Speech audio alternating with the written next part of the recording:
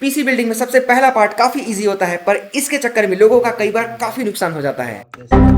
तो जब मैं ये thermal paste versus thermal pad वाला वीडियो शूट कर रहा था, तो मुझे कई बार इसके सीपीयू को अंदर बाहर करना पड़ रहा था और इन सब के चक्कर में एक कांड हो गया। तो देखो, जब मैं इसे एक बार ऑन कर रहा था तो ये पोस्ट एरर दे रहा था। इट मींस कि कोई रैम, सीपीयू, पावर सप्लाई से कोई ना कोई प्रॉब्लम है। और ये सब एरर पहले भी आ चुका है, पर वो मोस्टली रैम की वजह से होता था, क्योंकि मैं इसे कई बार निकालता रहता हूँ। पर इस बार प्रॉब्लम कुछ अलग ही थी। अब मैंने इसका सीमोस बैटरी निकाल के रीसेट भी किया, पर वो भी काम नहीं कर रहा था। फिर मुझे याद आया कि एक मिनट, इसके सीपीयू को निकालते समय इसके सॉकेट से कुछ साउंड आई थी और मुझे डाउट हुआ कि शायद, और सच में वही हुआ, इसके सॉकेट के 4-5 पिंस तो घुटने टेक दिए थे। इट मींस बेंड हो गए थे। अब ये इंटेल का मदरबोर्ड था, तो इसके सीपीयू में पिंस ना होकर इसके सॉकेट में दिया हुआ था। अब देखो, तुम्हारे सीपीयू या सीपीयू सॉकेट का पिन टेढ़ा हो गया तो ये इम्पॉसिबल नहीं होता है। तुम इसे थोड़े से केयर के साथ करोगे तो तुम इसे फिक्स कर सकते हो। पर इसमें प्रॉब्लम ये हो रही थी कि इसके पिंस बहुत ही नाजुक से थे, और अगर मैं बहुत ज्यादा इधर उधर कर दिया होता तो ये गया होता कचरे के डब्बे में। पर किसी तरह धीरे से मैंने एक सुई की मदद से, नीडल की मदद से मैंने इसे फिक्स करे, और एक टाइम के बाद तुम्हें हेलुसिनेशन सा होने लगेगा, क्योंकि सारे पिंस एक जैसे दिखते हैं। एंड लकली ये मेरा तो फिक्स हो गया। पर अगर तुम फ्यूचर में पीसी बिल्ड करोगे तो इस वाले पार्ट को उतना इजी मत लेना, थोड़ा ध्यान से करना।